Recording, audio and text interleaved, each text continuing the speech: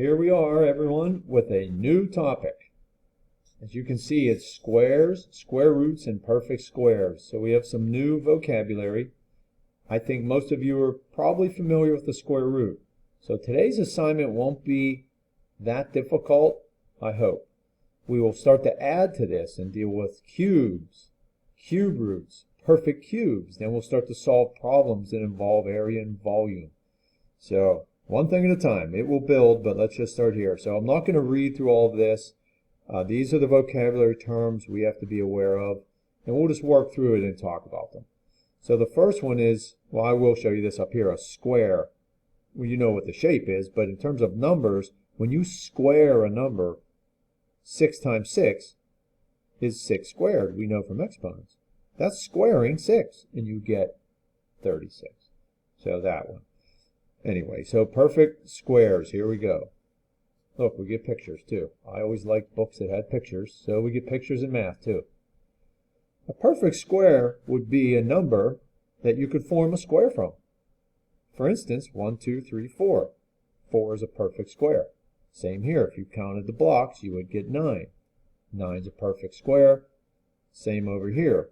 And where they come from really is from squaring a number. 2 times 2 is 4. 4 is a perfect square. 3 times 3 is 9. 9 is a perfect square. You can see the next one. What do you think the next perfect square is? Well, hopefully you're thinking 5 times 5 is 25. So 25 is a perfect square. So here we are, the bottom of the page. I have a couple of pages of notes we'll go through quickly. 4 is a perfect square because 2 times 2 is 4, because we squared a number. So the answer you get is the perfect square. 9 is a perfect square because 3 times 3 is 9. See, we square it. That's why 9 is a perfect square. And I think you could probably fill in the two identical numbers we multiply to get 16. Now, we don't want to write 8 times 2. It's a perfect square because 4 times 4 is 16. So the perfect square numbers you can just come up with. 2 times 2 will give you a perfect square. 3 times 3, 4 times 4, 5 times 5, and so on. And if I ask you to draw a square bigger than 16 blocks, like we already saw, you'd probably maybe draw down 5 over 5, right? You'd have 25 squares. Normally, if we're in the classroom, I have you come up to the board and draw squares. So at the bottom, we're not going to do all of these. But if you have to square a number, you just do. Again, I feel like this is probably review. 1 times 1 is 1. You know what an exponent means. 6 times 6 is 36. The biggest mistake in this topic, and I hope you avoid this mistake, is just to say 7 times 2 is 14. This is not 7 times 2. This is 7 times 7. But please avoid that mistake of multiplying the base and the exponent. That happens so much, and even though I say don't do that, sometimes people still do. So you can see the numbers will start to get pretty big. Just for instance, 20 times 20, the bottom of this page here, is 400. But that's a perfect square because I did 20 times 20. So I think on the assignment, when you square a number, that shouldn't cause a big problem. You can even use a calculator if you have to. Okay, so that's squaring a number to get a perfect square. Okay, so now we're going to go backwards. We're going to find the square root of a number. It's just going in reverse. So if 4 times 4 is 16, 4 is the square root of 16. That's how we read this right here. The square root, that's that symbol, of 16 is 4. That symbol we call the radical sign. And the square root of 4 is 2 because 2 times 2 is 4. It's going back and forth, everybody. Like multiplying is the opposite of dividing. Well, squaring is the opposite of taking the square root. And the same, the square root of 9 is 3 because 3 times 3 is 9. So it asks you a question. what number times itself gives you that? Okay, real common mistake here is to divide by 2.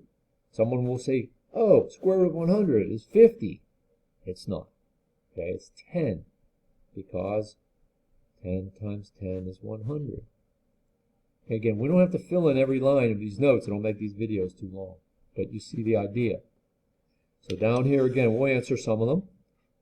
The square root of 81 is, think, what number squared gives you 81? And if you know your math facts, you know it's a 9. Now some of these you might look at and go, I don't know what they are. Again, you can use a calculator. Right? And I think the directions are pretty good. Find a square root. Think, what times itself gives you 81? What times what? And that's where that 9 came from. So we can answer a couple. Maybe you know this one over here. The square root of 49. 7. Okay, the square root of 16 is 4, not 8. I'm reminding you again, do not divide by 2. Do you know what number times itself gives you 64? That would be 8. Now you don't have to write the reason, but it's really because 8 times 8 is 64. That's why 8 is the answer. Okay, we can fill this in with a 6, a 2. Oh, look, I saved the big ones. That is 11. Why is it 11? Because 11 times 11 is 121. And these two that we haven't done, that's 14. Again, because, I'll write a little, that's because 14 squared equals 196. And finally, this one is a 15. Okay, we're up over 7 minutes now on this video, so I'm just going to show you the assignment.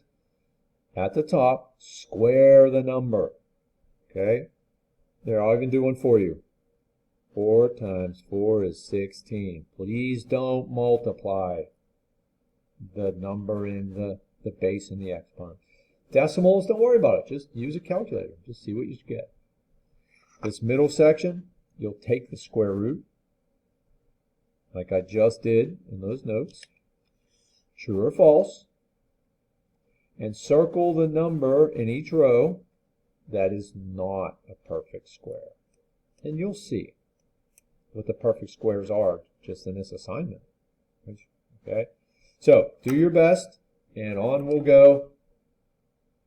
If you have any questions, as always, let me know.